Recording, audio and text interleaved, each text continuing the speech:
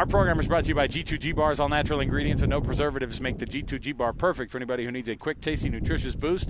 Let's kick off the hour here with another one of our guests, Antonio Morales from The Athletic, talking college football and college football playoffs. Let's get to the cut right here.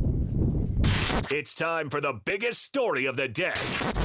This is What Made the Cut with JJ and Alex on 97.5, the KSL Sports Zone. And this portion of the show brought to you by Trajan Wealth for your retirement. Local trusted financial fiduciaries, 801-899-7600 or TrajanWealth.com. Antonio Morales from The Athletic joining us on the program. Antonio, thanks for being with us, man. No problem. How's everything going, guys? Oh, it's a beautiful day. We got high school football staring at us in just a few minutes here. That means college football is closely on its heels. And, of course, here locally, we cover Utah, we cover BYU, we cover Utah State. And it's an interesting year for us because the Big 12 has got new faces in it. What's your estimation of the Big 12 right now with the 16 members that it's got, new 4 members, and then dropping Texas and Oklahoma this year? Yeah, it should be a competitive league. I think Utah and Kansas State are kind of a tier above everybody else, but it seems like a pretty competitive league from top to bottom. No game will certainly be easy, and I just don't think there's a lot of separation there. Once you get past a couple of the schools at the top and maybe a couple of schools at the bottom, the middle seems pretty deep, with schools like West Virginia and UCF and Baylor and all those other programs, Arizona and all that stuff. Is there a team besides Utah and Kansas? Is there a team that you think – Kansas State, as you mentioned, they're both in that upper tier. Is there a team in the Big 12 that you think could who's your surprise team, a team that could pull off a surprise and be the team that's not those two teams that makes it to the playoff? I know a lot of people are talking about Iowa State. The quarterbacks they bring back. Matt Campbell's a good coach as well. It feels like he kind of missed that initial window of opportunity he had when his name was on the coaching search list as an up-and-comer and everything like that. But he's kind of quietly rebounded from a couple of down years and done well, and they could be in good position to bounce back this year. I wrote about Kansas earlier in the week. I don't know how much of a surprise they are because they had a good year last year. They won 9 games, but they did that without Jalen Daniels for the most part. He only played 3 games last year, and he's a stud at quarterback. And like I wrote, their schedule sets up nicely. They don't have Utah. They don't have Oklahoma State. I believe they don't have Arizona. So they have a game at Kansas State, which will be tough, but they're playing some of the teams that are predicted to finish towards the bottom of the league. So I think their schedule sets up nicely as well. So those are the two that kind of stand out to me, and we'll see what Arizona does. They just lost. I think if Jed Fish would have stayed, Arizona probably would have been the favorite in the league maybe, and then now they're kind of like more of a dark horse just because they lost some guys at some critical spots. So I'm curious to see what they look like once the season starts. So Kansas, of course, you listed as one of those teams, the sneaky contender in the Big 12.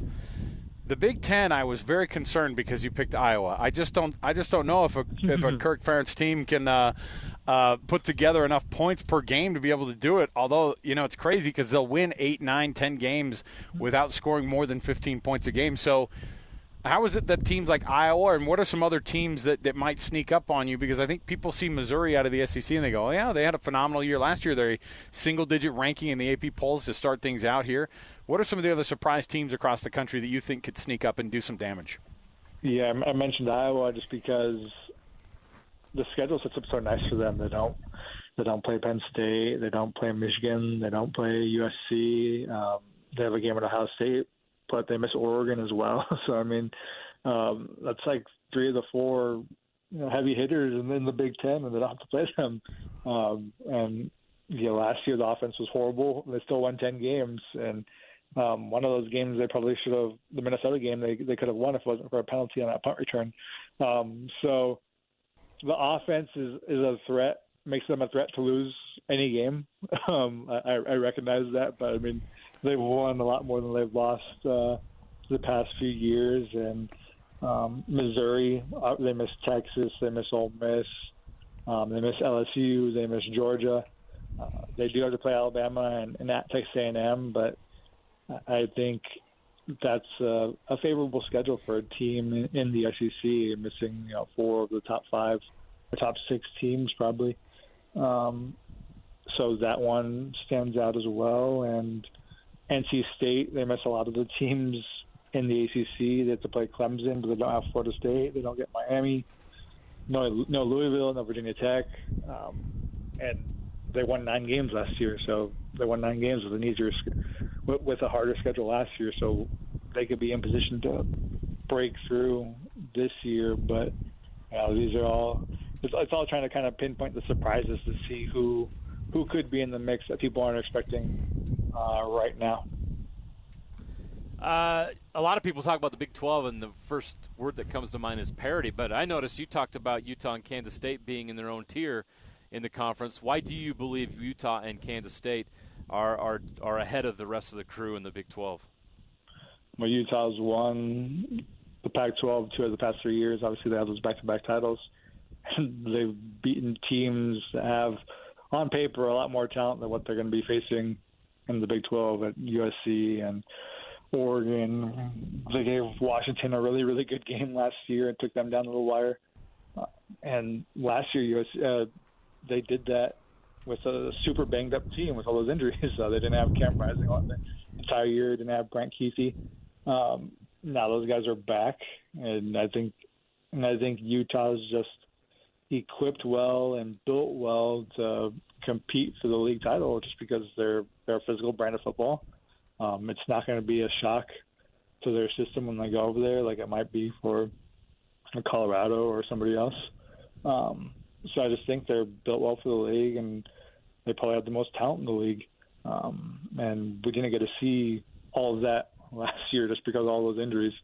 So I think they're just built well, and the roster's in better shape than probably anyone else in the league.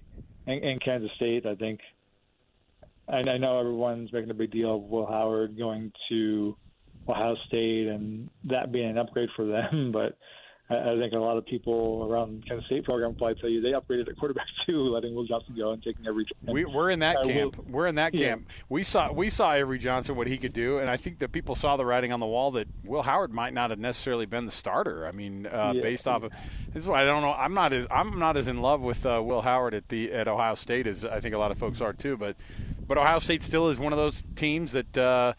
Is brought up, basically them and Georgia. People kind of have crowned either one of those teams already.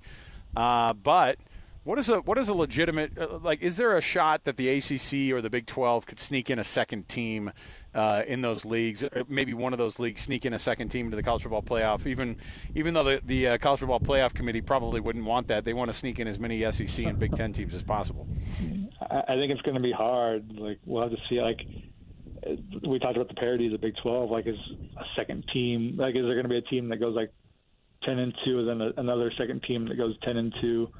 It's just hard to kind of fathom right now, just because there's not a lot of separation between those schools, like I said, and the ACC. It's who do you really trust to go 10-2, or who do you really trust to get in that mix other than the champ of the league? Florida State, they still have questions. DJ Uiagalelei, we'll see how he does this year. To the third school, and can he kind of make a leap, or are you going to trust Mario Cristobal at Miami to get in there and do it? We've seen him lose games for his teams in the Pac-12 and at Miami, and would Clemson rebound? So you have to trust 2 of those 3 teams to kind of make some noise or kind of break through in ways they haven't in the past year or two. So I'm kind of doubtful right now that we'll get a second team from either of those leagues, but I wouldn't be surprised. You look around the country, and I think a lot of people think that it's Georgia and Ohio State and everybody else. Would you believe with that? Do you go with that assessment, or do you think there's another team out there that can win a national championship? I don't know if they will win the national championship, but I think Oregon can. I think their roster is set up really, really well.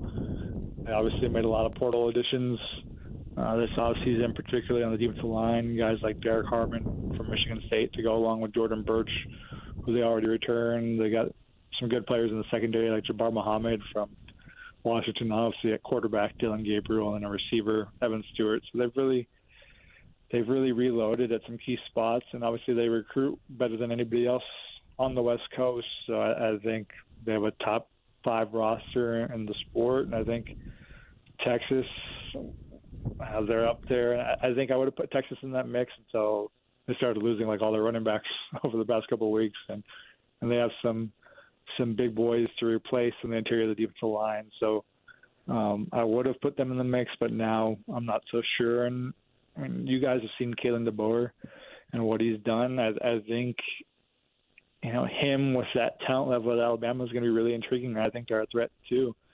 He seems to get the most out of all of his teams, and he's a guy who just wins a lot of games no matter where he's at. So his coaching ability plus the talent ceiling at Alabama being higher than what he's ever worked with before, I think that'll make them a threat too. If you had to pick a group of 5 team to make the playoff, who is that on August 23rd? This is a tough one. I'm not super high on Boise as much as other people are. I know they made a little run at the end of the year, but that's usually been a 4 or 5 loss team over the past few years. So I think I'd have to go with Memphis. I don't know if Liberty's schedule is going to be good enough to get them in if they lose a game. And to me, that's one of the clear threats in the G5. So I think I'd have to go Memphis right now. And I don't think the AAC is that great. And I think Memphis has the schedule and the talent to do it. They have a tough non-conference game at Florida State. So we'll see what they prove and how competitive they are in that game. But I think they'll be the better team on paper against every other team on their schedule. So to me, they're the one that really stands out. Seth Hennigan at quarterback, and they seem to really find something last year, and I think that's the one that sticks out to me. You've got a fun story up right now on The Athletic, a bandwagon fan's guide to the 2024 college football season. So if there's fans out there that are sick and tired of their team losing or whatever it is, they can pick a team this year to watch. Who are some of those teams that you would pick, if you could, to be on that bandwagon? Nebraska would be one. I know people are like, that's a traditional power, even though they haven't been a power for like 20 years. But I think that would be one, just because they've had a couple of down years. They haven't made a bowl since 2017, so it's 2016. So it's been a minute. They have a nice young quarterback coming in, and Dylan Raiola, who is a 5-star quarterback. Matt Rule usually improves a lot in his second year, and I think people are kind of sleeping on that schedule too. It's entirely conceivable that they're 7-0 before they play Ohio State in the middle of the year. So they're one of the ones. I put Arizona on there just because it's been cool to kind of see them rise over the past year with Noah Fafita and Tedroy McMillan, and I'm a big believer in Brent Brennan. I spent a week with his San Jose State program last year and got to learn a lot about him and his staff, and really like what they did over there at San Jose State. So I'm high on him and at Arizona. And there's some other ones too, like a New Mexico State, who kind of had their program gutted after winning 10 games for the first time. One of the first time, only I think the second time in their program history, and their roster got gutted. So if you're feeling a little sympathetic, that's a bandwagon to hop on to. And so there's plenty of options out there. Antonio Morales covers college football, and specifically you've covered USC for The Athletic, and you've also covered Ole Miss before in your career. And we, of course, have a name here locally in northern Utah that had a pretty darn good prep career and ended up going down there after being at USC, and Jackson Dart. How good can Lane Kiffin's Ole Miss Rebels be this year? I mean, we've talked about them. They come up periodically as being a team that could be sneaky, but it's hard to be sneaky in the SEC against, the type of talent that league has. Yeah, they can be really, really good. They added so much in the portal, like a Walter Nolan, a Juice Wells from South Carolina, and some other guys from across the league. I think they could be really, really good. And you look at the schedule, it's Furman, Middle Tennessee State, Wake Forest, Georgia Southern, Kentucky, South Carolina. They're going to get off to a good start. Just a matter of how they handle expectations. I think a couple of years ago they were 7-0 took a trip to LSU and they got blown out, and Lane Kiffin started his name started being in the mix for other jobs, and then I think that became a distraction, and their season kind of fell apart. So it's kind of avoiding that stuff and seeing how Lane handles expectations is what I'm watching for them. But I think this is the most talented team they've had probably since 2015 when Hugh Freeze was there and they went to the Sugar Bowl and they had Chad Kelly and Robert Kimdiche and Laramie Tunzel and all these former 5-stars on the team. So Lane has done a really good job of sustaining success there, which I think has been hard. I know that was an issue when I was there. They'd have really high highs and some really low lows, but he's won 10 games 2 of the past 3 seasons, and he's in position to make the playoff again. But we'll see what it's like when they face some of the elite teams. Last year, they won 11 games, and they lost to Alabama and Georgia, and they lost by both games by double digits. So they've been, the number 3 team in the SEC the past couple of years, but can they kind of elevate into maybe a top 2? And that's kind of a hard jump to make, but we'll see if they can do it this year. Antonio Morales, you can see his byline at The Athletic and covers college football. We're really looking forward to this season. We're looking forward to what a new 12-team college football playoff will bring us, as well as now all of the realignment being realized this year. So thanks for being with us. We'll chat with you again, Antonio. Sounds good. Thanks, guys. Look forward to talking to you soon. There you go. Man, I tell you what. The more we talk with these guys, the more excited I get about it.